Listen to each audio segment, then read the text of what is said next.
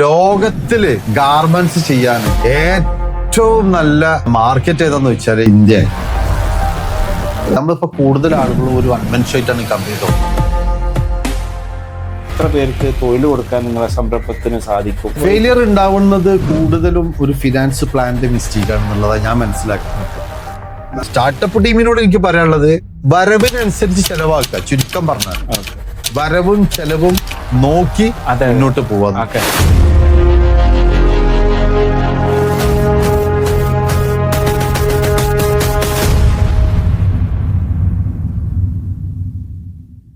പ്രിയപ്പെട്ടവരെ, ഗാർമെന്റ്സ് മേഖലയിൽ കഴിഞ്ഞ 30 വർഷത്തിലേറെയായിട്ട് നിർമ്മാണ വിതരണ മേഖലയിലുള്ള ഷാവുൽ കോട്ടക്കലാണ് ഇന്ന് നമ്മുടെ കൂടെ പോഡ്കാസ്റ്റിലുള്ളത്. അദ്ദേഹത്തെ ഹാർദമായിട്ട് ഈ പോഡ്കാസ്റ്റിലേക്ക് സ്വാഗതം ചെയ്യുകയാണ്. നമുക്ക് ഷാവുൽക്കനെ ഡീറ്റെയിൽ ആയിട്ട് തന്നെ പരിചയപ്പെടാം. ഹായ് ഷാവുൽക്ക. ഹായ്. അപ്പം കഴിഞ്ഞ 30 വർഷങ്ങളിലേറെയായിട്ട് നിങ്ങൾ ഈ മാനുഫാക്ചറിങ് മേഖലയിലും വിതരണ മേഖലയിലൊക്കെ ഉണ്ട്. അപ്പം നിങ്ങളുടെ ജേണി മനസ്സിലാക്കാനാണെന്ന് നമ്മൾ ഒരുമിച്ചിരിക്കുന്നത്. അപ്പം അത് നിലവിൽ ഈ മേഖലയിലുള്ള ബിസിനസ് കൊണ്ടു നടക്കുന്ന ആളുകൾക്കും അതേപോലെ പുതുതായിട്ട് തുടങ്ങാൻ ഉദ്ദേശിക്കുന്ന ആളുകൾക്കൊക്കെ ഒരു വലിയ ഇൻസൈറ്റ് ഇന്നത്തെ ഈ ടോക്കിലൂടെ കിട്ടുമെന്നാണ് നമ്മൾ പ്രതീക്ഷിക്കുന്നത്.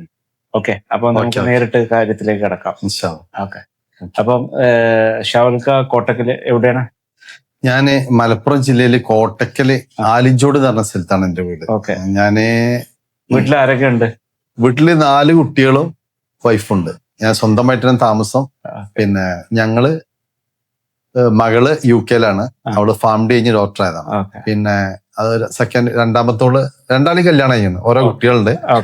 രണ്ടാമത്തെ ആള് സൈക്കോളജി കഴിഞ്ഞാണ്. മൂന്നാമത്തെ മോനാണ്. അവന് ബാംഗ്ലൂരിൽ EIക്ക് പഠിക്കാണ്. സെക്കൻഡ് ഇയർ ആണ്. പിന്നെ 4-മത്തെ ആള് +2-ലാണ്. +1 കഴിഞ്ഞു. +2 ആവുന്ന പ്രതീക്ഷിക്കും. അപ്പൊ ഷാവുൽക്കന്റെ ഫാമിലി എടുത്തു കഴിഞ്ഞാല് ബാപ്പ, ഉമ്മ, ബ്രദേഴ്സ്? എന്റെ ഉപ്പയുണ്ട്, ഉമ്മയുണ്ട്. പിന്നെ ഗാർമെന്റ്സ് മേഖലയിൽ നിന്ന് ആരെങ്കിലും അങ്ങനെ ഗാർമെന്റ്സ് മേഖലയിലേക്ക് കടന്നു വരാൻ എങ്ങനെയാണ്? ഗാർമെന്റ്സ് മേഖലയ്ക്ക് ഞാൻ ചെറുപ്പത്തിലെ എനിക്ക് ഈ വസ്ത്ര നിർമ്മാണത്തിന് ഭയങ്കര താല്പര്യം ഉണ്ടായിരുന്നു. ചെറുപ്പം എന്ന് പറഞ്ഞാല് ഞാന് സ്കൂളില് ഒരു 7 പഠിക്കുമ്പോ ഒരു 12 വയസ്സൊക്കെ ആയപ്പോ എനിക്ക് ഈ ഡ്രസ്സിന്റെ അതായത് ഡ്രസ്സ് മാനുഫാക്ചർ ചെയ്യാൻ ഭയങ്കര താല്പര്യമായിരുന്നു. അപ്പൊ അന്ന് എന്റെ വീടിനെ തൊട്ടടുത്ത് എന്റെ ഒരു സുഹൃത്ത്, എന്റെ സുഹൃത്ത് വെച്ചാൽ കുറച്ച് പ്രായം കൂടിയ ഒരാള്, എന്നാലും സുഹൃത്ത് തന്നെ. അവനിങ്ങനെ വീട്ടിൽ വെച്ച് സ്റ്റിച്ച് ചെയ്യുന്ന എന്നോട് പറഞ്ഞ നീ ഇങ്ങോട്ട് പോര്, നമുക്ക് ഇവിടെ വരാന്തിരുന്നുണ്ട് സ്റ്റിച്ച് ചെയ്യല്ലോ, പഠിക്കാന്ന് പറഞ്ഞു. ഞാൻ പഠിപ്പിച്ചു തരാന്ന് പറഞ്ഞു. അങ്ങനെ അപ്പൊ ഈ പിന്നെ സാധാരണഗതിയിൽ ഈ ഗാർമെന്റ്സ് എന്ന് പറയുമ്പോൾ അതിൽ ആദ്യമായിട്ട് അതിനൊരു പ്രൊസീജിയർ ഉണ്ടാവുമല്ലോ. എവിടുന്നാണ് അത് തുടങ്ങുക? അത് കട്ടിങ്ങിലാണോ തുടങ്ങുക, അല്ലെങ്കിൽ മുമ്പൊക്കെ ഞാൻ പറഞ്ഞു കേട്ടിട്ടുണ്ട് അത് സൂചി നൂലും എടുത്ത് തുന്നി പഠിച്ചു തുടങ്ങുന്ന ഒരു തുടക്കമുണ്ട്, കട്ടിങ് ഉണ്ട്, പിന്നെ അങ്ങനെ തന്നെ പിന്നെ മിഷന്റെ ഒരു ബാലൻസ് ഉണ്ട്. അങ്ങനെ വ്യത്യസ്തമായ മേഖല ഉണ്ടെന്നാണ് ഞാൻ മനസ്സിലാക്കുന്നത്. അതില് ഒരു ബിഗിനർ എന്നുള്ള ഒരാൾക്ക് പറഞ്ഞു കൊടുക്കാൻ നിങ്ങൾ ഏത് മേഖലയായിരിക്കും ഇങ്ങനെ തുടങ്ങണമെന്ന് പറയാം? അങ്ങനെ എന്തെങ്കിലും നികുതമായിട്ടുള്ള നിയമം എന്തെങ്കിലും? നമ്മൾ അന്ന് ഈ ബട്ടൺ ഹോൾസ് ഒക്കെ അടിക്കുന്ന പിന്നെ മെഷീനൊന്നും വന്നിട്ടില്ലല്ലോ. അപ്പോ ഞങ്ങൾ ആദ്യം സൂചിയിൽ നൂലിട്ടിട്ട് ഈ ഹോൾസും ബട്ടൺസും തുന്നലായിരുന്നു. അതാണ് അതിന്റെ ഫസ്റ്റ് എൻട്രി. അതാണ് മെഷീൻ ടച്ച് ചെയ്യൂല, ഓൺലി കയ്യിലുള്ള പണിയാണ് ആദ്യം സ്റ്റാർട്ട് ചെയ്യുക. ഹോൾസ് തുന്നുക, ബട്ടൺസ് തുന്നുക, ഇതൊന്നും ആർക്കും അറിയില്ല. ഈ ഹോൾസ് തുന്നാൻ അതിനും പിന്നെ വ്യത്യസ്തമായ അപ്പോ പക്ഷെ മെഷീൻ പെട്ടെന്ന് കറണ്ട് ഇല്ലാതായാലും അല്ലെങ്കിൽ പെട്ടെന്ന് ഒരു ചെറിയ വർക്കൊക്കെ ആണെങ്കിൽ എന്ത് ചെയ്യണം ഇന്നത്തെ ആളുകൾക്ക് അറിയില്ല. ഈ ഹോൾസ് തുന്നലൊക്കെ പഠിക്കേണ്ട സംഗതി. അത് കഴിഞ്ഞ് കഴിഞ്ഞാല് പിന്നെ കഴിഞ്ഞാല് നമ്മൾ അതിൽ സ്റ്റാർട്ട് ചെയ്യണത് ഒരു മെഷീനിൽ നൂലിടാൻ പഠിക്കലാണ്. അതാണ് പഠിക്കേണ്ടത്. ഒരു മെഷീനില് നൂലിടാന് ചില ആളുകൾക്കൊക്കെ ഒരു മാസം കഴിഞ്ഞാലും അറിയില്ല. ചിലത് കൊളത്താൻ മറന്നു പോകും. അപ്പൊ സ്റ്റിച്ച് കംപ്ലൈന്റ് ആവും. അപ്പൊ അവര് പറയും മെഷീൻ കംപ്ലൈന്റ് ആണ് അറിയാം. ഇപ്പൊ നമ്മളുടെ വീട്ടിലൊക്കെ മെഷീൻസ് ഉണ്ട്. എന്റെ ഉമ്മ വളരെ കുറെ വർഷങ്ങൾക്ക് മുമ്പ് എന്റെ വീട്ടിൽ തന്നെ ഒരു 10-40 വർഷത്തിൽ മേലായിട്ട് 45 വർഷമൊക്കെ ആയിട്ട് എന്റെ വീട്ടിലും മെഷീൻ ഉണ്ട്. അപ്പൊ നമ്മള് ഇങ്ങനൊരു ഇതൊന്നും പഠിച്ചില്ലെങ്കിലും ഒരു ബേസിക് ആയിട്ടുള്ള തയ്യാനുള്ള ഒരു ചെറിയൊരു അറിവ് അന്ന് ഉമ്മയുടെ നേതൃത്വത്തിൽ നമ്മളൊക്കെ സ്വായത്തമാക്കിയിട്ടുണ്ട്. അപ്പം ഇന്നത്തെ തലമുറ അല്ലെങ്കിൽ ജൻസി എന്ന് പറയുന്നവര് അല്ലെങ്കിൽ അതിന് ശേഷമുള്ളവരൊന്നും അങ്ങനെ ഒരു എക്സ്പോഷർ ഒന്നും ഇല്ല. അവര് നേരിട്ട് ഇപ്പൊ സ്റ്റിച്ചിങ് പോലും പലരും കണ്ടിട്ടുണ്ടാവില്ല. അവര് നേരിട്ട് റെഡിമെയ്ഡ് ഷോപ്പിലേക്ക് പോയിട്ട് വാങ്ങുകയാണ്. അപ്പൊ ഇത് തികച്ചും വിഭിന്നമായിട്ട് അന്ന് നമ്മളെ വീട്ടിലൊക്കെ കുറെ കീറി പറഞ്ഞതൊക്കെ അല്ലെങ്കിൽ നമ്മൾ ഒന്ന് ഇതൊക്കെ ആയി കഴിഞ്ഞാൽ നമ്മൾ എന്ത് ചെയ്യും, സ്റ്റിച്ച് ചെയ്യാറ് വീട്ടിൽ നിന്നൊക്കെ ഉണ്ട്. ഇന്ന് അത്ര പോലും ഉണ്ടാവില്ല എന്നാണ് തോന്നുന്നത്. അപ്പൊ ഇതൊരു പലർക്കും ഒരു പുതിയ അറിവായി. അപ്പൊ പിന്നെ അതിന് ശേഷം എന്താണ് ഇപ്പൊ രണ്ടാം ഘട്ടം പറഞ്ഞു, പിന്നെ അതിനുശേഷം മെഷീനിൽ നൂലിടലാണ് ആദ്യം പഠിക്കേണ്ടത്. നൂല് ചുറ്റുക, മെഷീനിൽ നൂലിട്ട് കഴിഞ്ഞാല് പിന്നെ നമ്മളതിൽ പഠിക്കേണ്ടത് അതിന്റെ ഓരോ പോർഷൻ, ഒരു മെഷീനിലെ ഓരോരോ പോർഷൻ ഉണ്ടല്ലോ, ചവിട്ട് പൊന്തിക്കുക, താത്തുക, അതേമാതിരി ഇങ്ങനത്തെ കുറച്ച് കാര്യങ്ങളുണ്ട്. അതൊക്കെ എത്ര സമയം എടുക്കുന്ന എത്ര സമയങ്ങൾ അത് നമ്മളെ താല്പര്യം അനുസരിച്ചാണോ അതല്ലെങ്കിൽ ഒരു സിലബസ് അനുസരിച്ചാണോ അതൊക്കെ പോവുക, അങ്ങനെയാണ്? അല്ല, അത് വെച്ചാല് അത് താല്പര്യമല്ല, അത് ഓരോരോ സംഗതിയും നമ്മൾ ചെയ്യേണ്ടി വരും. അപ്പൊ ഒരു ഇപ്പൊ ചവിട്ട് പൊന്തിക്കുക അല്ലെങ്കിൽ മെഷീനില് ഈ സ്റ്റിച്ചിങ്ങിന്റെ കാര്യം നോക്കുക. സ്റ്റിച്ചിങ്ങിന്റെ ഓരോരോ പാർട്സുകൾ ഉണ്ട്, അതിന്റെ ഓരോരോ പ്രവർത്തന രീതി നമ്മൾ അറിഞ്ഞിരിക്കണം. അപ്പോഴാണ് ഇത് യഥാർത്ഥത്തിൽ അതിന്റെ ഒരു സ്റ്റിച്ചിങ് ലെവലിലേക്ക് വരുള്ളൂ. പിന്നെ നമ്മളത് പഠിക്കൽ എങ്ങനെ വെച്ചാൽ ഇത് മടക്കി അടിക്കുമ്പോ സ്റ്റിച്ച് പുറത്ത് ചാടി വളയാതെ ഒരു ലൈനായിട്ടും ഒരു അടിക്കുമ്പോഴൊക്കെ കറക്റ്റ് ആയിട്ട് വരണം. അപ്പൊ അത് ശരിക്ക് റെഡി ആവാൻ തന്നെ കുറെ സമയം എടുക്കും. ഒരു ശരിക്കും 2 ആഴ്ച കൊടുക്കും. ഓക്കെ. അപ്പൊ ഒരു ബിഗിനർ ഇങ്ങനൊക്കെ തുടങ്ങി ശരിക്കും ഒരു തയ്യൽക്കാരനാവാൻ അയാളെ ഏകദേശം എല്ലാം സ്റ്റിച്ച് ചെയ്യുന്ന, ഇപ്പൊ ഷർട്ട് ഉണ്ട്, പാന്റ് ഉണ്ട്, ലേഡീസ് വെയർസ് ഉണ്ട്, അങ്ങനെ പലതും ഉണ്ട്. അതിലെന്താണ് പ്രൊഡക്റ്റ് എൻട്രി, എന്താണ് അണ്ടർവെയർസ് ആണോ അല്ലെങ്കിൽ ഷർട്ടാണോ? ആദ്യമൊക്കെ നമ്മളൊക്കെ പഠിച്ചു സ്കേർട്ടൊക്കെ ഉണ്ടായിരുന്നു.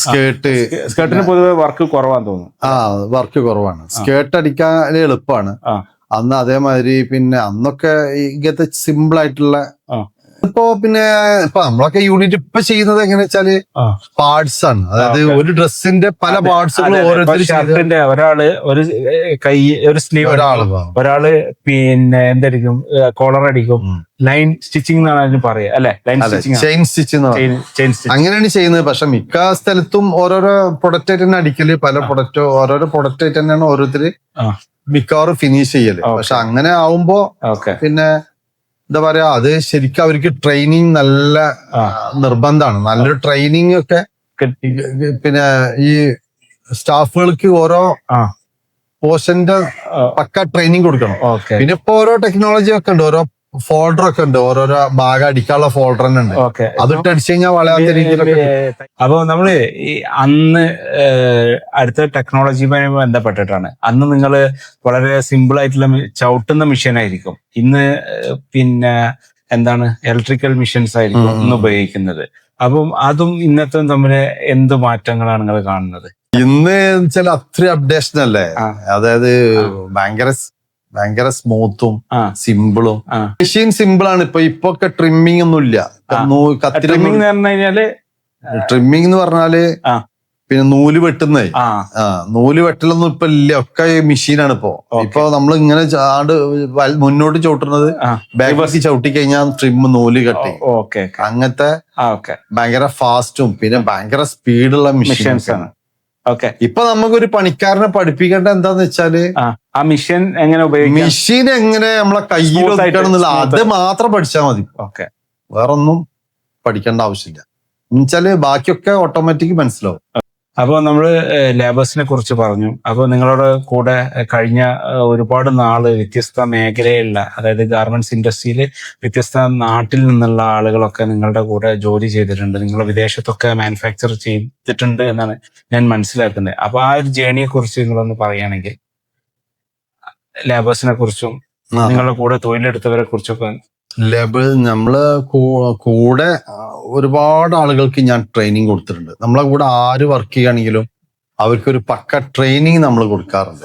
നമ്മുടെ അടുത്ത് അല്ലെങ്കിൽ പുറത്ത് എവിടെ പോയാലും അവർക്കൊരു സ്ഥാപനം തുടങ്ങാനോ അല്ലെങ്കിൽ അവർക്ക് നല്ല രീതിയിൽ ആ ജോബ്, എന്റെ അടുത്ത് പോയ എല്ലാ സ്റ്റാഫിനും എന്നെ ഭയങ്കര ബഹുമാനം, ഭയങ്കര റെസ്പെക്ട്. എന്താന്ന് വെച്ചാൽ നമുക്ക് നല്ല ട്രെയിനിങ് ആണ് അവർക്ക് കൊടുക്കുക. എപ്പോഴും ഒരു മെന്ററാണ് പിന്നെ പുതിയ ആളുകളെ വാർത്തെടുക്കുക. അപ്പൊ അതാണ് ഷാവുൽക്ക പറഞ്ഞു വെക്കുന്നത്. ഓക്കെ, ഒരു മെന്റർ ആവുക എന്ന് പറഞ്ഞു കഴിഞ്ഞാൽ അദ്ദേഹത്തെ ആ ഒരു വരുന്ന ആളെ കൈപിടിച്ച് അടുത്തൊരു ലെവലിലേക്ക് ഉയർത്തുക. ഈ ഗാർമെന്റ്സ് മേഖലയിൽ ഒരുപാട് ആളുകളെ ഈ തൊഴിൽ പഠിപ്പിച്ച ഒരാളാണ്. അതായത് ഇപ്പം നിലവില് മാനുഫാക്ചറിങ് യൂണിറ്റില് ലേബേഴ്സിന്റെ പ്രശ്നം എല്ലാവരും അഭിമുഖീകരിക്കുന്നുണ്ട്.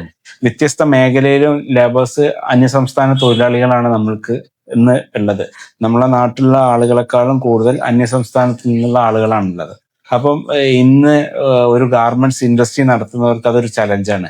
അതിനെ നിങ്ങൾക്ക് എങ്ങനെ സോൾവ് ചെയ്യാൻ പറ്റും? അതിന് പിന്നെ നമ്മളടുത്ത് പിന്നെ അതിനുള്ള സൊല്യൂഷൻ ഉണ്ട്. കാരണം ഇപ്പോ എത്ര ക്വാണ്ടിറ്റി ഓർഡർ വന്നാലും നമുക്ക് ചെയ്തെടുക്കാനുള്ള സംവിധാനങ്ങളുണ്ട്. എന്നുവെച്ചാൽ അത് നമ്മളെ യൂണിറ്റും മറ്റുള്ള യൂണിറ്റും ഉപയോഗപ്പെടുത്തിയിട്ട് നമ്മൾ ടൈപ്പ് ഉള്ള നല്ല നല്ല യൂണിറ്റുകൾ ഉണ്ട്. നമുക്കും ഒരു പെർമനന്റ് ആയിട്ട് ഒരു ഓർഡർ വരുന്ന ഒരു സിറ്റുവേഷൻ ആണെങ്കിൽ അതിനെ നമുക്ക് എത്ര പ്രൊഡക്ഷൻ വേണമെങ്കിലും എടുക്കാനുള്ള സെറ്റപ്പ് വളരെ ഈസി ആയിട്ട് നമുക്ക് ഉണ്ടാക്കാൻ പറ്റും. അപ്പൊ അത് പെർമനന്റ് ഓർഡർ നമുക്ക് നല്ല രീതിയിൽ കിട്ടുമ്പോ തന്നെ അത് ആ രീതിയിൽ സെറ്റ് ആക്കാനുള്ള സൗകര്യം. ഓക്കെ, അത് ഈ ഓർഡർ എന്ന് പറയുമ്പോൾ ഇപ്പോ അതിന് MOQ മിനിമം ഓർഡർ ക്വാണ്ടിറ്റിയും മാക്സിമം ഇത്ര വരെയാണ്, അങ്ങനെയൊക്കെ ചെയ്യാൻ എന്താണ് ഒരു ബൗണ്ടറി ഉണ്ടോ? അതിന് ബൗണ്ടറി ഇല്ല. അത് പിന്നെ മിനിമം ഓർഡർ വരികയാണെങ്കിൽ അത് വേറെ തന്നെ സെക്ഷൻ ആക്കിയിട്ട് ചെയ്യണം. ക്വാണ്ടിറ്റി ഓർഡറിന് വേറെ സെക്ഷൻ ആയിട്ട് ചെയ്യണം. ഈ ക്വാണ്ടിറ്റി ഓർഡർ മിനിമം ഓർഡർ കൂടി രണ്ടും കൂടി മിക്സ് ചെയ്യാൻ പറ്റില്ല. കാരണം ഇത് രണ്ട് വർക്കേഴ്സ് ഒക്കെ വേറെ വേറെ രീതിയിൽ സെറ്റിങ്സ് ആണ്. അപ്പൊ നേരത്തെ നമ്മൾ പറഞ്ഞു വെച്ചത് ലൈൻ സ്റ്റിച്ചിങ് എന്ന് നിങ്ങൾ പറഞ്ഞു അല്ലെ? ലൈൻ സ്റ്റിച്ചിങ് അല്ലെ? ഓക്കെ, അപ്പൊ ഒരു ഷർട്ട് ചെയിൻ സ്റ്റിച്ചിങ്. അപ്പം ഒരു ഷർട്ട് അടിക്കുന്നവന് ഒരു കോളർ അടിക്കുന്നവന് ആ കോളർ തന്നെ ആയിരിക്കും അവരുടെ കൈ അതിനായിരിക്കും സ്റ്റിച്ച് ചെയ്യുന്നുണ്ടാവും. അതായത് ഒരു ചെയിനിലൂടെ വന്നിട്ട് ഒരു 5-6 ഒരു അല്ലെങ്കിൽ 10-ലധികം ആളുകളുടെ കയ്യിലൂടെ ഇറങ്ങി വരുമ്പോഴേക്കാണ് ഒരു ഷർട്ടായി മാറുന്നത്. അപ്പം അങ്ങനെ അത്രയും വേഗതയിൽ അത്രയും കൃത്യമായിട്ട് പ്രൊഡക്ഷൻ ചെയ്യുന്ന അതാണ് ചെയിൻ സ്റ്റിച്ചിങ് എന്നാണ് മനസ്സിലാക്കുന്നത്. അപ്പം അങ്ങനെ ഇറങ്ങുന്ന പ്രൊഡക്റ്റിന് ഫിനിഷിങ് കൂടുതലായിരിക്കും, നമ്പർ ഓഫ് പ്രൊഡക്ഷൻസും കൂടുതലാണ്. അപ്പോൾ അതാണ് രണ്ട് രീതിയിൽ ഷാവുൽക്ക പറഞ്ഞതെന്ന് മനസ്സിലാക്കുന്നു. ഇപ്പൊ മിനിമം എണ്ണമാണെങ്കിൽ അവിടെ നമുക്ക് പിന്നെ ബണ്ടിലിട്ട് കണ്ട് കട്ട് ചെയ്യാനോ സ്റ്റിച്ച് ചെയ്യാനോ ഒന്നും പറ്റില്ല. അത് കൂടുതലും അതിന് കസ്റ്റമൈസേഷൻ ആയിരിക്കും, കസ്റ്റമൈസിങ് ആവും. അപ്പൊ അതിന് കോസ്റ്റ് കൂടും. മറ്റേത് ബൾക്ക് പ്രൊഡക്ഷനിൽ കോസ്റ്റ് ഇങ്ങനെ ആയിരിക്കും, കോസ്റ്റ് കുറയും, നല്ലോണം കുറയും. ഓക്കെ, ക്വാണ്ടിറ്റി ഓർഡർ ചെയ്യുന്ന രീതി വേറെ തന്നെ. നിങ്ങൾക്ക് ഏതൊക്കെ പ്രൊഡക്ഷനാണ് ഇപ്പൊ, ഏതൊക്കെ പ്രൊഡക്ഷൻ ലൈനിൽ നിങ്ങൾക്ക് എക്സ്പീരിയൻസ് ഉണ്ട്? എനിക്ക് പ്രൊഡക്ഷൻ എക്സ്പീരിയൻസ് എന്ന് പറഞ്ഞാലേ ഞാന് എല്ലാ പ്രൊഡക്റ്റും ചെയ്തു വന്ന ആളാണ്. അതുകൊണ്ട് എനിക്ക് എന്ത് പ്രൊഡക്റ്റ് കിട്ടിയാലും ഞാൻ ചെയ്യും. ഇപ്പൊ വെസ്റ്റേൺ വെയർ ഒക്കെ ആണെങ്കിൽ ഇപ്പൊ നമുക്ക് ഞാൻ ഈ എക്സ്പോർട്ട് മാർക്കറ്റ് ഉള്ളത് കൊണ്ട് ഇപ്പൊ വെസ്റ്റേണിന്നൊക്കെ പല ആളുകളുടെ റിക്വയർമെന്റ് വരാറുണ്ട്. ഒരു മോഡൽ അയച്ചു തന്നിട്ട് ഇതൊരു 20 പീസ് 100 പീസൊക്കെ ചെയ്യാൻ പറ്റുമെന്നൊക്കെ നമ്മളോട് ചോദിക്കാറുണ്ട്. അപ്പൊ അങ്ങനെയൊക്കെ നമുക്ക് ചെയ്തെടുക്കാൻ പറ്റും എന്നാണ് നിങ്ങൾക്ക്? എന്ത് മോഡലും ചെയ്യാൻ പറ്റും, ഏത് മോഡലും ചെയ്യാൻ പറ്റും. ഓക്കെ, അത് നമ്മള് പിന്നെ എന്താ പറയാ, ഒരു ഫോട്ടോ കണ്ടാൽ തന്നെ നമുക്കത് ആ മോഡല് ഡിസൈൻ ചെയ്യാൻ പറ്റും. ഓക്കെ, അപ്പൊ ഇതിന് പ്രധാനമായിട്ടും അതിന്റെ റോ മെറ്റീരിയൽ എന്ന് പറഞ്ഞാൽ പ്രധാന ഫാബ്രിക് തന്നെയാണ്. അപ്പൊ ഈ ഫാബ്രിക് നിങ്ങളൊക്കെ എവിടുന്നൊക്കെയാണ് നിങ്ങൾ ഔട്ട്സോഴ്സ് ചെയ്യുന്നത്? അത് ഫാബ്രിക് മാത്രല്ല, അതിന് കുറെ അക്സസറീസും വേണം. അതിന്റെ ഫാബ്രിക്കും അക്സസറീസും ഒക്കെ നമ്മള് ഇപ്പൊ ഇന്ത്യയില് നമുക്ക് കിട്ടുന്നത് ബോംബെ പോയാൽ കിട്ടും, അഹമ്മദാബാദ് കിട്ടും. പിന്നെ ഈ പ്രൊഡക്റ്റുകള് എന്ന് ചോദിച്ചാല് ചില മെറ്റീരിയൽ ഞാൻ ദുബായിൽ പോയിട്ട് എടുക്കാറുണ്ട്. ദുബായി പോയിട്ട് ചില മെറ്റീരിയൽ കിട്ടാറുണ്ട്. അപ്പൊ അത് എന്തിനാ ദുബായി പോകുന്ന വെച്ചാല് അത് പിന്നെ ലോകത്തിൽ പല ഭാഗത്തുള്ള മെറ്റീരിയൽസ് അവിടെ പോയാൽ കിട്ടും. അത് ഫിറ്റ് ചെയ്ത് കഴിഞ്ഞാൽ എവിടെയാണോ കിട്ടുന്നത് കിട്ടുന്നത് ചൈനയിൽ പോയാൽ ചൈനയിൽ പോയിട്ട് വരും ചില പ്രൊഡക്റ്റ്. ചിലത് കൊറിയ പോയാൽ കിട്ടും, ചിലത് ഇന്തോനേഷ്യയിൽ പോയാൽ കിട്ടും. അപ്പൊ ലോകത്തില് പല സ്ഥലത്തും പല മെറ്റീരിയലും പല സാധനമാണ്. അപ്പൊ നമുക്ക് എൻക്വയറി എന്താണോ അതിനനുസരിച്ച് നമ്മൾ എവിടെയാണോ അവിടെ പോയി അത് എടുക്കാൻ നമ്മൾ റെഡിയാണ്.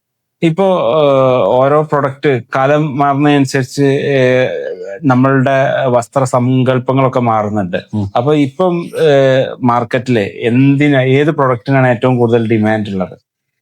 മാർക്കറ്റില് ഡിമാൻഡ് ഉള്ളത് നല്ല ചോദ്യമാണ് നിങ്ങൾ ചോദിച്ചത്. എന്നുവെച്ചാല് മിക്ക യൂണിറ്റും ഒരുപാട് യൂണിറ്റ് പൂട്ടിക്കെടുക്കുകയാണ്.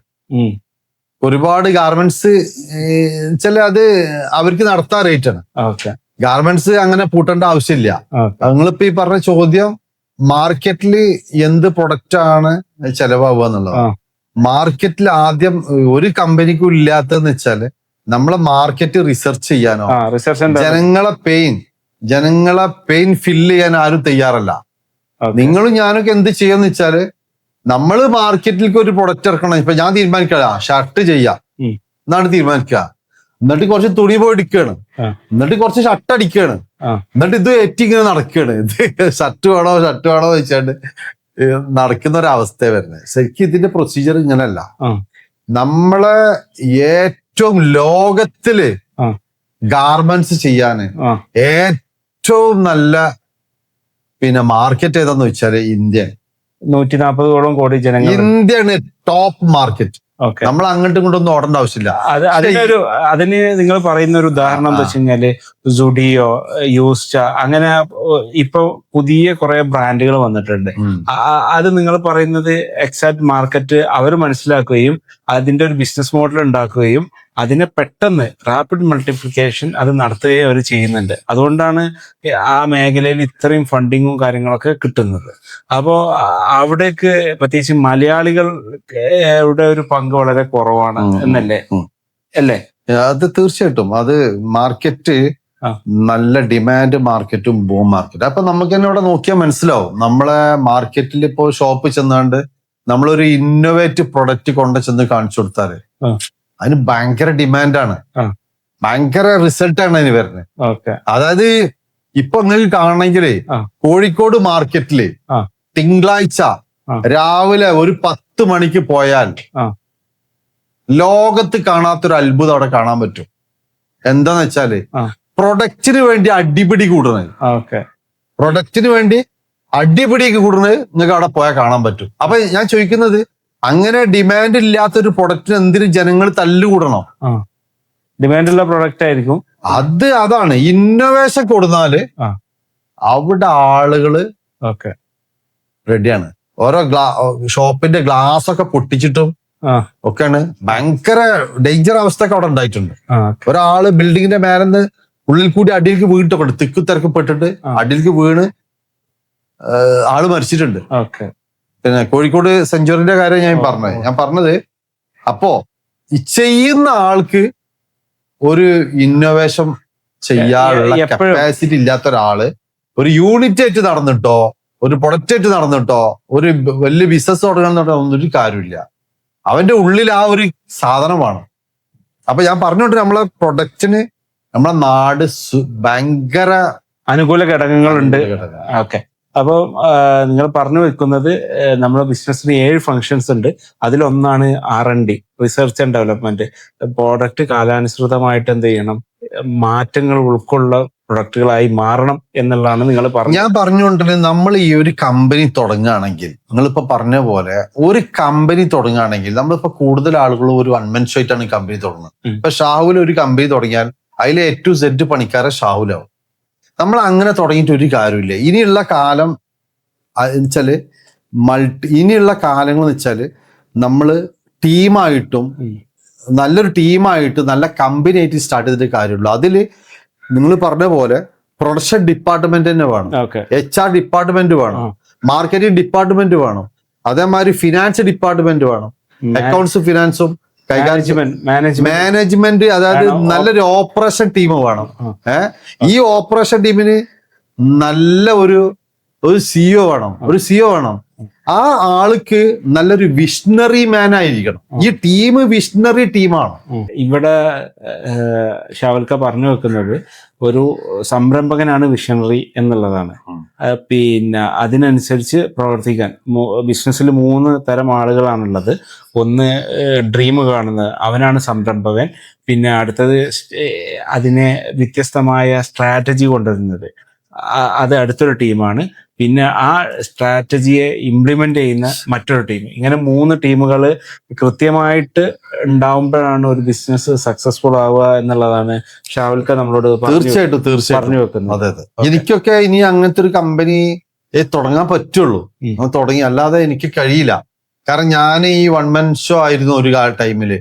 നമ്മൾ ഈ ബിസിനസിനെ കുറിച്ച് കൂടുതൽ പഠിച്ചു, കൂടുതൽ അറിവ് നേടിയപ്പോ ഞാന് മണ്ടനാണെന്ന് ഞാൻ തീരുമാനിച്ചു കഴിഞ്ഞു. അപ്പോ അതിന്റെ ഭാഗമായിട്ട് കൂടുതൽ ഡീപ്പായിട്ട് ബിസിനസ് പഠിക്കുകയും ബിസിനസ് പഠിച്ചപ്പോഴാണ് ഇനി നമ്മൾ ഈ ഒറ്റയാൻ വിളയാട്ട് നടക്കൂല. നമുക്കൊരു ടീം ഡെവലപ്പ് ചെയ്തിട്ട് ഒരു സ്ട്രോങ് ടീമിനെ ബിൽഡ് ചെയ്തിട്ട് ഒരു സ്ട്രോങ് കമ്പനി ഉണ്ടാക്കി വേൾഡ് ലെവലിൽ ചിന്തിക്കുകയും ഒരു ഭയങ്കര സംഭവമായിട്ട് ചിന്തിക്കുകയും ചെയ്താലേ നമുക്ക് ഇതില് വളർച്ചയുള്ളൂ എന്നുള്ളതാണ് ഞാൻ മനസ്സിലാക്കുന്നത്. ഓക്കെ. അപ്പോ സിഇഒ, നമ്മളെ സ്ഥാപനത്തിൽ നമ്മൾ സിഇഒ ആയിരിക്കുമ്പോൾ ചീഫ് ഓഫ് എവറിത്തിങ് എന്നുള്ള, ചീഫ് ഓഫ് എവറി എന്ന് പറയുന്ന എല്ലാത്തിന്റെയും ചീഫുമായിട്ട് ഒരു സംരംഭകൻ മാറുമ്പോൾ എന്ത് ചെയ്യും, അത് ആ ചെറിയ കാര്യങ്ങൾ ചെയ്യുന്നതിലേക്കായിട്ട് മാത്രം മാറിപ്പോവും എന്നുള്ളതാണ് ഷാവുൽക്ക നമുക്ക് മുമ്പിലായിട്ട് പറഞ്ഞു വെക്കുന്നത്. അപ്പോൾ നമ്മൾ അത്തരം ടീമുകളെ ഡെവലപ്പ് ചെയ്തിട്ട് ആ ടീം വേണം ബിസിനസ് റൺ ചെയ്യാൻ എന്നുള്ളതാണ് നിങ്ങൾ പറഞ്ഞു വെക്കുന്നത്. ഓക്കെ. നിങ്ങൾക്ക് ഇപ്പൊ നിലവില് ഇനി എത്ര പേർക്ക് ഒരു തൊഴിൽ സംരംഭം, നിങ്ങളിലൂടെ എത്ര പേർക്ക് തൊഴിൽ കൊടുക്കാൻ നിങ്ങളെ സംരംഭത്തിന് സാധിക്കും? അപ്പൊ ഞാൻ ഉദ്ദേശിക്കുന്നത് നമ്മൾ പോകുന്നത് ഒരു 5000 പേരിലേക്കുള്ള ഒരു യാത്രയിലാണ്. എന്നുവെച്ചാൽ അത്രയും ആളുകൾക്ക് ജോലി കൊടുക്കാൻ പറ്റും എന്നുള്ളതാണ്. പറ്റും ചെയ്യും, എന്തായാലും ചെയ്യാൻ പറ്റും തന്നെ. ഇപ്പൊ നമ്മുടെ നാട്ടിലേക്ക് വ്യത്യസ്തമായിട്ട് പ്രത്യേകിച്ച് അന്യസംസ്ഥാന തൊഴിലാളികളൊക്കെ വരുന്നുണ്ട്. അപ്പൊ നിങ്ങൾക്ക് ആണുങ്ങൾക്കും പെണ്ണുങ്ങൾക്കും ജോലി കൊടുക്കാൻ പറ്റും. അതേപോലെ വ്യത്യസ്തമായ ഭാഷ സംസാരിക്കുന്നവർക്ക് ജോലി കൊടുക്കാൻ പറ്റും. അതേപോലെ വ്യത്യസ്ത രാഷ്ട്രങ്ങളിലുള്ളവരുണ്ട്. അപ്പം അവരിലേക്കൊക്കെ നിങ്ങളുടെ ഈ പ്രസ്ഥാനം എത്തിക്കുകയാണെങ്കിൽ നിങ്ങൾക്ക് അവർക്കൊക്കെ അവരവരുടെ വീടുകളിൽ നിന്നുകൊണ്ട് അല്ലെങ്കിൽ അവരുടെ ലൊക്കേഷനിൽ നിന്നുകൊണ്ട് തന്നെ ജോലി എടുക്കാൻ പറ്റും എന്നാണ് നിങ്ങൾ പറയുന്നത്. അതെ അതെ, തീർച്ചയായിട്ടും. കാരണം വേൾഡ് മാർക്കറ്റാണ് നമ്മളെ ഫോക്കസ് ചെയ്യുന്ന മാർക്കറ്റ്. അപ്പൊ അതിൽ വ്യത്യസ്ത ഭാഷക്കാരുണ്ടാവും, ആണുണ്ടാവും, പെണ്ണുണ്ടാവും, എല്ലാവരും ഉണ്ടാവും. നമ്മള് അവരിലേക്കൊക്കെ ഈ ബിസിനസ്സിനെ എത്തിക്കുകയും അവർക്കൊക്കെ ഒരു ബെനിഫിറ്റ് ആക്കുക, ആ ഒരു രീതിയിലാണ് ഞാൻ ചിന്തിക്കുന്നത്. ഇന്നിപ്പം മലയാളികളുടെ ഏറ്റവും വലിയൊരു ഓപ്പർച്യൂണിറ്റി ഉണ്ടായിട്ടുള്ളതെന്ന് വെച്ച് കഴിഞ്ഞാല് വിഴിഞ്ഞം തുറമുഖം ഓപ്പണായി എന്നുള്ളതാണ്. അപ്പം ഏഷ്യയിലെ ഏറ്റവും വലിയ മദർഷിപ്പ് വരുന്നൊരു തുറമുഖം, അതായത് നമ്മളെ മലയാളക്കരയിൽ തന്നെ ഉണ്ട് എന്നുള്ളത് മറ്റൊരു ബിസിനസ്സിന് അവസരം ഒരുക്കുന്നുണ്ട്. അത് നമ്മളെ മലയാളികൾ എത്രത്തോളം അതിന് ടാപ്പ് ചെയ്തിട്ടുണ്ടെന്നോ, ആ ബിസിനസ് ടാപ്പ് ചെയ്യാൻ മലയാളികൾക്ക് പറ്റിയിട്ടുണ്ട്, അല്ലെങ്കിൽ പുതിയ ബിസിനസ് ഓപ്പർച്യൂണിറ്റി നമ്മൾ എത്രത്തോളം മനസ്സിലാക്കിയിട്ടുണ്ട് എന്നുള്ളത് ഒരു ചോദ്യം തന്നെയാണ്. അപ്പം ഈ എക്സ്പോർട്ട് മേഖലയിൽ നിങ്ങൾ ഇതിനോടകം എന്തൊക്കെ കാര്യങ്ങളാണ് ചെയ്തിട്ടുണ്ടായിരുന്നത്? ഞാൻ ദുബായ്, സൗദി, ഖത്തർ, ഒമാൻ നേരത്തെ ചെയ്തത് ഇത്രയും സ്ഥലങ്ങളിലാണ് ചെയ്തത്. ഇനിയിപ്പോ നമ്മള് ബാക്കിയുള്ള സ്ഥലങ്ങളിലേക്ക് ഇപ്പോ മെയിൻ ആയിട്ട് ഇപ്പോ ഒരു എൻക്വയറി വന്നിട്ടുണ്ട് സൗത്ത് ആഫ്രിക്കയിലേക്ക്. അതുപോലെ തന്നെ UK എന്റെ മോള് മരുവനൊക്കെ അവിടെ ഉണ്ട്. അപ്പൊ അവര് അവിടുന്ന് ചില ഓർഡറുകൾ എടുത്തിട്ട് നമുക്ക് സെൻഡ് ചെയ്യുന്നുണ്ട്. അപ്പൊ UK അപ്പൊ അവര് ലൈസൻസ് ഒക്കെ എടുത്ത് സ്റ്റാർട്ട് ചെയ്യുന്നുണ്ട്. അപ്പൊ UK സ്റ്റാർട്ട് ചെയ്യുന്നുണ്ട്. അതുപോലെ തന്നെ മറ്റ് കൺട്രിന്നും ഓർഡർ വരാൻ തുടങ്ങിയിട്ടുണ്ട്. പിന്നെ പല പ്രൊഡക്റ്റിന്റെ ഓർഡർ വരാൻ തുടങ്ങിയിട്ടുണ്ട്. അപ്പൊ അതിന്റെ അത് ഇപ്പൊ ഓരോ കൺട്രിയിലും അവരുടെ പാറ്റേൺ വ്യത്യാസം ഉണ്ടായിരിക്കും, ഓരോ മോഡൽ വ്യത്യാസം ഉണ്ടായിരിക്കും. അപ്പൊ ആ ഓർഡർ അനുസരിച്ച് എന്താണോ അവിടുത്തെ സ്പെക്ക് അനുസരിച്ച് നിങ്ങൾ മാനുഫാക്ചർ ചെയ്ത് കൊടുക്കും. തീർച്ചയായിട്ടും. ഈ ആഫ്രിക്കയിലേക്കൊക്കെ പോകുന്ന സാധനം തികച്ചും വ്യത്യസ്തമുള്ള സാധനങ്ങളാണ്. ഭയങ്കര സൈസും അതുപോലെ തന്നെ ചിലപ്പോ ഷെമ്മി മാത്രമല്ല, കൈയൊന്നും ഉണ്ടാവില്ല. പിന്നെ അങ്ങനത്തെ പല ടൈപ്പുകളും ഓർഡർ പല രാജ്യത്തേക്കും പല ടൈപ്പ് സാധനമാണ്. അപ്പൊ നമ്മളെന്ത് പണിയെന്ന് വെച്ചാൽ അവിടുത്തെ സാമ്പിൾ കണ്ട് അയക്കും. ആദ്യം അവിടുത്തെ സാമ്പിൾ കണ്ട് വാങ്ങും, എന്നിട്ട് നമ്മൾ ഇവിടുത്തെ അതിനോട് അനുബന്ധിച്ച ഡിസൈൻ അങ്ങോട്ട് അയച്ചു കൊടുക്കും. അപ്പൊ ആ ഡിസൈൻ അവർക്ക് കൺഫേം ആയാൽ ചില മെറ്റീരിയൽ സാമ്പിൾ അയച്ചു കൊടുക്കും. അത് കൺഫേം ആയി കഴിഞ്ഞാൽ അവർ പാറ്റേൺ അവർ തരും. ആ പാറ്റേൺ പ്രകാരം അവർക്ക് വേണ്ട സാധനങ്ങൾ നമ്മൾ സ്റ്റിച്ച് ചെയ്ത് കൊടുക്കും. നമ്മൾ ചെയ്ത് കൊടുത്തോളത്തോളം അവരൊക്കെ ഹാപ്പിയാണ്. ഭയങ്കര എന്താ പറയാ, അവരെ സംബന്ധിച്ചോളം കോസ്റ്റ് കുറവാണ്, ഫിനിഷിങ് കൂടുതലാണ്, പിന്നെ ഫാസ്റ്റ് ആണ്, ഡെലിവറി ഒക്കെ ഫാസ്റ്റ് ആയിട്ട് തന്നെ ചെയ്യുന്നത്. നിങ്ങൾ ഈ കഴിഞ്ഞ 30 വർഷമായിട്ട് ഈ മേഖലയിൽ എന്തൊക്കെ ചലഞ്ചസുകളാണ് തീർച്ചയായിട്ടും ബിസിനസ് എന്ന് പറയുമ്പോൾ ചലഞ്ചസുകൾ ഉണ്ടാവും. അപ്പം അങ്ങനത്തെ മറക്കാനാവാത്ത പല ചലഞ്ചുകളും നിങ്ങൾ നേരിട്ടിട്ടുണ്ടാവും. അതിലെ ഒരു 2-3 ചലഞ്ച് നമ്മളുടെ പ്രേക്ഷകർക്ക് വേണ്ടി ഒന്ന് പറയാം. ചലഞ്ച് എന്താന്ന് വെച്ചാല് നമ്മളെ മാർക്കറ്റ് ഭയങ്കര ടോപ്പ് മാർക്കറ്റാണ്.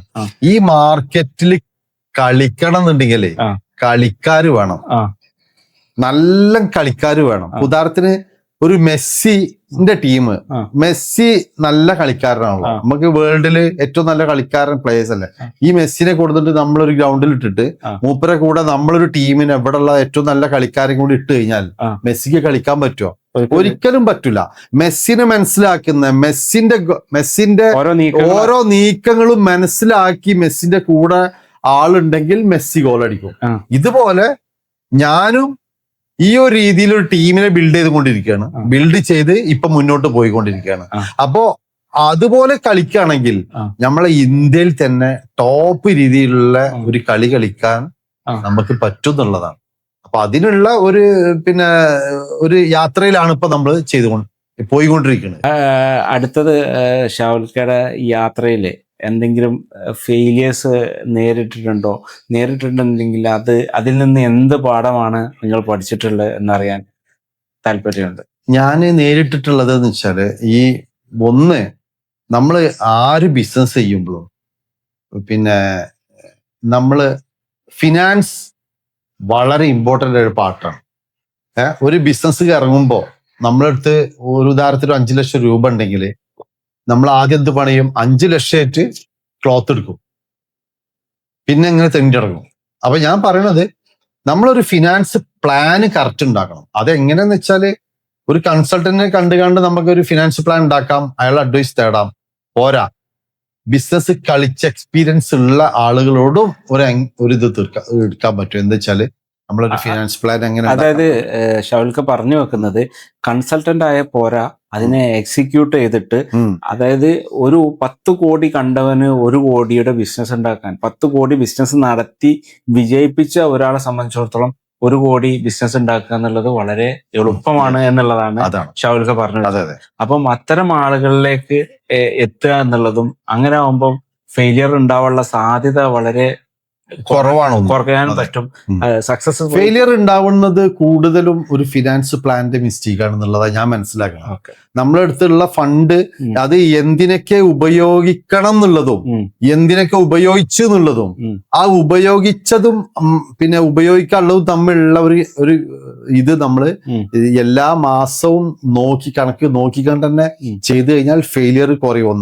രണ്ടാമത്തെ ഒരു കാര്യം എന്ന് വെച്ചാൽ നല്ലൊരു ബിസിനസ് ആണ് ഒരാള് മീൻസ് നല്ലൊരു ബിസിനസ് ആണ് ഓൻ ഡെവലപ്പ് ചെയ്യാൻ ഉദ്ദേശിക്കണമെങ്കിൽ നല്ലൊരു ടീമിനെ ബിൽഡ് ചെയ്യാൻ ഓനെ കൊണ്ട് പറ്റണം. ആ നല്ല ടീമിന് അവർക്ക് ട്രെയിനിങ്ങും അവർക്ക് നല്ല മോട്ടിവേഷനും ട്രെയിനിങ്ങും കൊടുത്ത് റെഗുലർ ആയിട്ട് അവരെ ശരിക്ക് അപ്ഡേഷൻ ചെയ്ത് കഴിഞ്ഞാൽ അത് നല്ല എനിക്ക് ആ ബിസിനസ് കൊണ്ടുപോകാൻ പറ്റുള്ളൂ. അപ്പോ സ്റ്റാർട്ടപ്പ് ടീമിനോട് എനിക്ക് പറയാനുള്ളത് വരവിനനുസരിച്ച് ചെലവാക്കുക. ചുരുക്കം പറഞ്ഞാൽ വരവും ചെലവും നോക്കി മുന്നോട്ട് പോവാ. ഇപ്പത്തെ ബിസിനസ് എന്നൊക്കെ പറയുമ്പോൾ ബേണിംഗ് റേറ്റ് കൂടുതലുള്ള ബിസിനസ് ചെയ്തിട്ട് പരാജയപ്പെട്ടു പോകുന്ന ഒരുപാട് ആളുകളുണ്ട്. അപ്പോൾ ബേണിംഗ് കുറച്ചിട്ട് അതിന് നേരത്തെ ഉള്ള ഒരു ഫോർമുലേഷൻ, അതായത് വിജയിച്ച ആളുകളെ കൂടെ നിർത്തിക്കൊണ്ട് വിജയിക്കുന്ന ഒരു രീതിയാണ് ഷാവുൽക്ക പറഞ്ഞു കൊടുക്കുന്നത്. അപ്പം അത്തരം ഫെയിലിയേഴ്സിൽ നിന്ന് നമുക്ക് രക്ഷപ്പെടാനാകും, അങ്ങനെ ഫെയിലിയറിലേക്ക് പോവില്ല എന്നുള്ളതാണ് നിങ്ങളൊരു പഠിച്ച പാഠം. അപ്പം നമ്മള് ഷാവുൽക്കയായിട്ട് കുറെ നേരമായിട്ട് സംസാരിച്ചുകൊണ്ടിരിക്കുന്നുണ്ട്. അപ്പൊ നമുക്ക് അദ്ദേഹത്തിന്റെ വിഷൻ എന്താണെന്ന് അറിയാം. എന്റെ വിഷന് ഇതാണ്. നമ്മള് കുട്ടിക്കാലത്ത് ഞാന് വിദ്യാഭ്യാസം കിട്ടായിട്ടും ഒക്കെ വളരെ പ്രയാസപ്പെട്ട ഒരാളാണ്.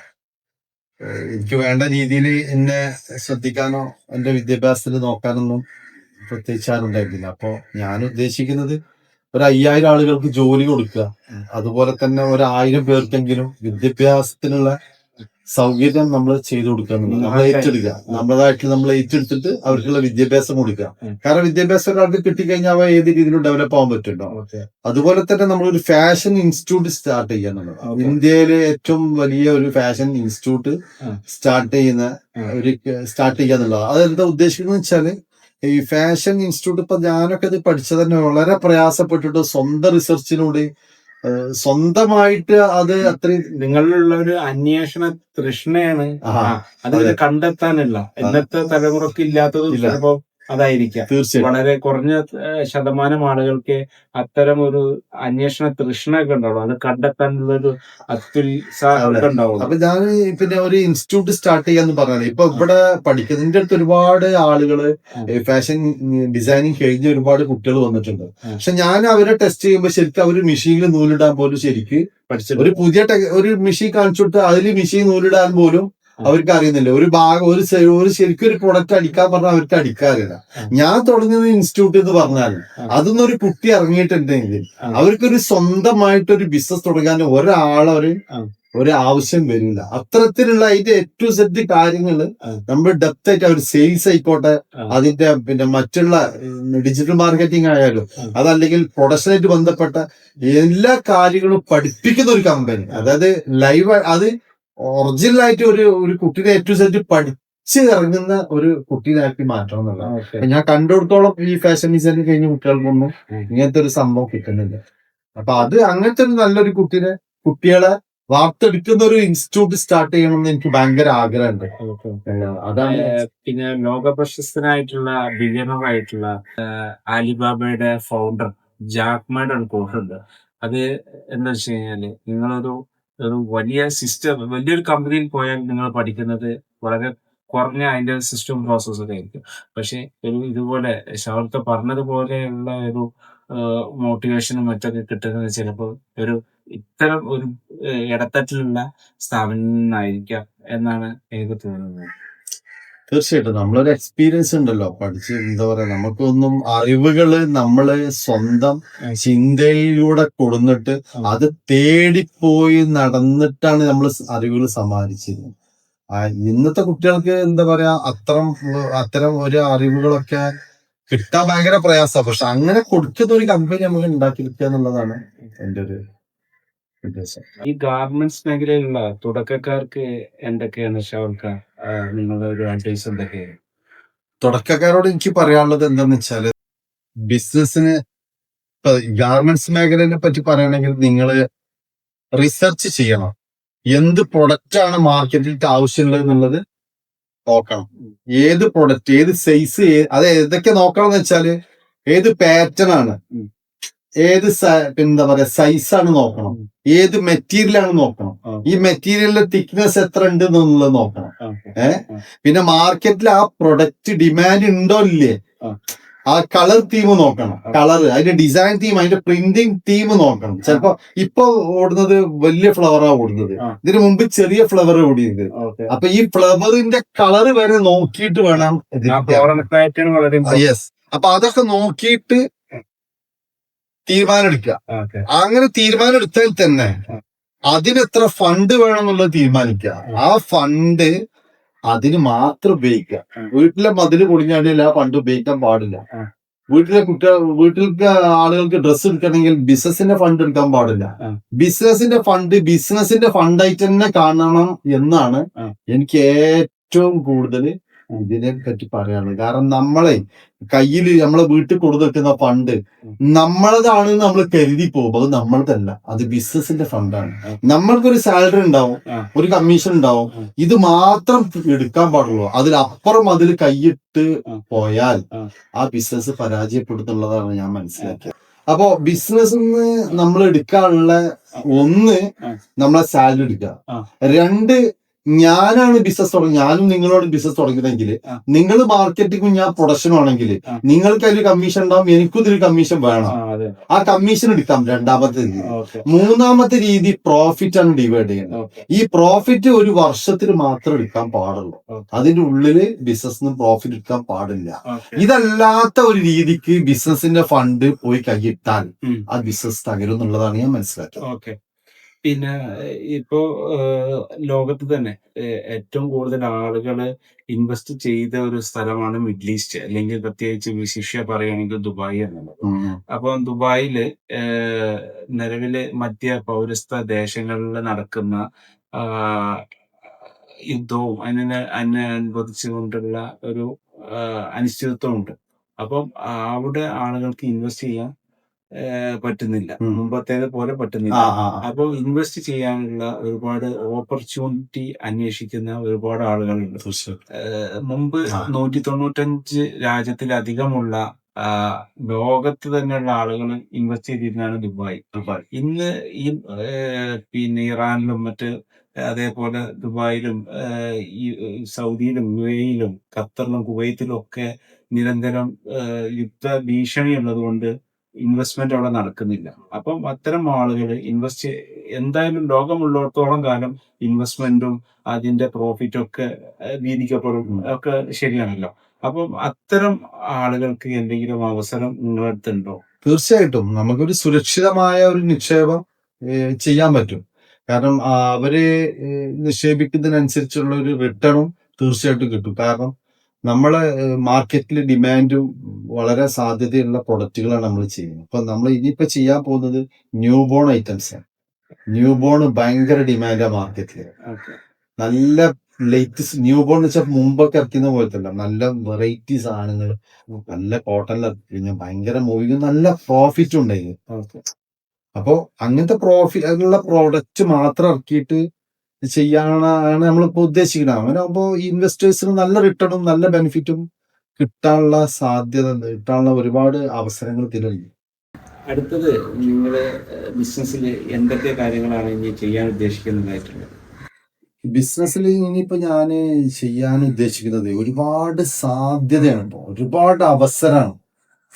അപ്പൊ അത് ചെയ്യാൻ നമ്മളെ കൊണ്ട് പറ്റുന്നില്ല, ഒരുപാട് അവസരങ്ങളാണ്. കാരണം ഇപ്പൊ ഓൺലൈൻ പ്ലാറ്റ്ഫോമാണ് നമ്മൾ കൂടുതൽ നോക്കുന്നത്. ഇപ്പൊ ഞാൻ ആദ്യമൊക്കെ ചെയ്ത ക്രെഡിറ്റ് മാർക്കറ്റിംഗ്, ക്രെഡിറ്റ് ആയിട്ട് കൊടുത്തിരുന്നത് റൂട്ടിൽ ഓരോ ഷോപ്പുകളിൽ ക്രെഡിറ്റ് കൊടുക്കുന്നത്. നമ്മളിപ്പോ ഫോക്കസ് ചെയ്യുന്ന only cash and carry sale മാത്രമാണ്. അപ്പൊ അങ്ങനെ ആകുമ്പോൾ നമുക്ക് ഇൻവെസ്റ്റ്മെന്റ് കുറവാവും, കൂടുതൽ ഡെഡ് സ്റ്റോക്ക് വരില്ല. ഓൺലി റെഡി ക്യാഷ് പ്ലാറ്റ്ഫോം ഒന്ന് ഹോൾസെയിൽ ഔട്ട്ലെറ്റ് ആണ്. ഹോൾസെയിൽ എറണാകുളം, കോഴിക്കോട്, പിന്നെ കണ്ണൂര്, തിരുവനന്തപുരം, കൊല്ലം, ഇതൊക്കെ ഡിസ്ട്രിക്ട് ബേസ് ചെയ്തിട്ടുള്ള ഹോൾസെയിൽ മാർക്കറ്റിൽ നമ്മൾ വൺ ഷോപ്പ് ഇടുന്നു, അവിടെ റെഡി ക്യാഷിന് സെല് ചെയ്യുന്നു, ക്രെഡിറ്റ് ഇല്ല കേട്ടോ. മാർക്കറ്റിൽ ഏറ്റവും കൂടുതൽ ഡിമാൻഡ് ഉള്ള പ്രൊഡക്റ്റ് നോക്കിയിട്ട്, അത് ചിലപ്പോൾ ചൈനന്റെ തുണിയാവും, കൊറിയന്റെ ക്ലോത്ത് ആവും, ലോകത്തിന്റെ പല പല രീതിയിൽ കിടക്കുന്ന ക്ലോത്തുകൾ കൊടുക്കുന്നുണ്ട്. ഇപ്പൊ ഇമ്പോർട്ട് ക്ലോത്താണ് ഇവിടെ ഏറ്റവും കൂടുതൽ കളിക്കുന്നത്, ഇമ്പോർട്ടഡ് സാധനമാണ്. അപ്പൊ നമുക്ക് ഇവിടെ ഇമ്പോർട്ട് സാധനം ഉണ്ടാക്കാം, ആ തുണി കിട്ടിയാൽ മതി നമുക്ക്. അപ്പൊ അങ്ങനത്തെ ക്ലോത്ത് കൊടുത്തിട്ട് ഇമ്പോർട്ട് ടൈപ്പിൽ പ്രൊഡക്റ്റുകൾ ഡിസൈൻ അപ്ഡേഷൻ ചെയ്തിട്ട് ഇറക്കിയിട്ട് ക്യാഷ് ആൻഡ് ക്യാരി സെയിൽ, അതായത് ഇമ്പോർട്ട് ചെയ്ത് വെക്കുന്നതിലേറെ കുറച്ച് നമ്മൾ ഇവിടെ കൊടുക്കാൻ പറ്റും. അപ്പൊ അങ്ങനെ വില പിന്നെ കുറച്ച് അത്യാവശ്യം നല്ല മാർജിൻ കിട്ടും. അങ്ങനത്തെ പ്രൊഡക്റ്റ് ഉണ്ടാക്കിയിട്ട് ഹോൾസെയിൽ ഷോപ്പ് മാത്രം ഇടുക. അപ്പൊ ബോംബെയിൽ ഷോപ്പ് ഇടാൻ പറ്റും, ബോംബെയിൽ, ദുബായിൽ കൗണ്ടർ തുടങ്ങാൻ പറ്റും. ഇവിടൊക്കെ നമ്മൾ അന്വേഷിച്ച് വന്നതാണ്. ബാംഗ്ലൂർ ഷോപ്പ് ഇടാം, ബാംഗ്ലൂർ 5 ഷോപ്പ് ഇടാം, ബോംബെയിൽ ഒരു 10 ഷോപ്പ് ഇടാം, അങ്ങനെ സ്പേസ് ഉണ്ട്. ദുബായിൽ ഒരു 5 ഷോപ്പ് ഇടാം. ഹോൾസെയിൽ ആണ്. നമുക്ക് അതില് എക്സ്പെൻസ്, ഒരു ദിവസത്തെ എക്സ്പെൻസ് എന്താണ് പറഞ്ഞാൽ ഒരു ചെറിയ സെയിൽ നടന്നാൽ തന്നെ അത് ഫില്ലാവും. അപ്പൊ ഒന്ന് നോക്കുന്നത് ഹോൾസെയിൽ ഔട്ട്ലെറ്റുകളാണ്, ക്രെഡിറ്റ് കൊടുക്കാത്ത മാർക്കറ്റ്. 2 ഓൺലൈൻ പ്ലാറ്റ്ഫോമാണ്. അതിലിപ്പോ ചെയ്യുന്ന ആമസോൺ, ഫ്ലിപ്കാർട്ട് ഇങ്ങനത്തെ സൈറ്റുകളിൽ മീഷോ ഒക്കെ ലോഡ് ചെയ്യും. രണ്ടാമത് നമ്മളൊരു പേജ് ഉണ്ടാവും, നമ്മളൊരു പ്ലാറ്റ്ഫോം ഉണ്ടാവും, അതിലൂടെ നമ്മൾ സെല് ചെയ്യാണ്, റെഡി ക്യാഷ് ലെവലിൽ സെല് ചെയ്യാനുള്ള ഒരു മെത്തേഡ് നമുക്കാണ് യൂസ് ചെയ്യാൻ പോകുന്നത്. അതിലൂടെ എന്തായാലും ഒരു 5000, അതുപോലെ തന്നെ ഒരുപാട് റീസെല്ലേഴ്സുകളുണ്ട്. ഈ റീസെല്ലേഴ്സിന് നമ്മളെ പ്രൊഡക്റ്റ് ഒരുപാട് ആളെ എൻക്വയറി ചെയ്യുന്നുണ്ട്, അവർക്ക് പ്രൊഡക്റ്റ് കൊടുക്കാൻ നമ്മൾ പറ്റുന്നില്ല. അപ്പൊ അവർക്കൊക്കെ പ്രൊഡക്റ്റ് കൊടുത്തുകൊണ്ട് ഒരു വമ്പൻ ടീമിനെ ബിൽഡ് ചെയ്തിട്ട് ഒരു സംഭവമാക്കി മാറ്റണമെന്നാണ് ഉദ്ദേശം. പിന്നെ ഒരു 20 മിനിറ്റ് ഒരു പുസ്തകം വായിക്കും, നല്ല മോട്ടിവേറ്റ് കിട്ടുന്ന ഒരു പുസ്തകം, ഒരു 20 പേജ്. അതെന്റെ ഗുരുക്കൾ എന്നെ പഠിപ്പിച്ചതാണ്. 20 പേജ് എന്ന് പറഞ്ഞാൽ 20 പേജ് തന്നെ ദിവസം വായിക്കും. അതിന്റെ മക്കളൊക്കെ ഞാൻ പിന്നെ പറഞ്ഞ് വായിപ്പിക്കാറുണ്ട്, അവർ വായിക്കുന്നുണ്ട്, എല്ലാരും ഇല്ല, വായിക്കാറുണ്ട്, ചെയ്യാറുണ്ട്.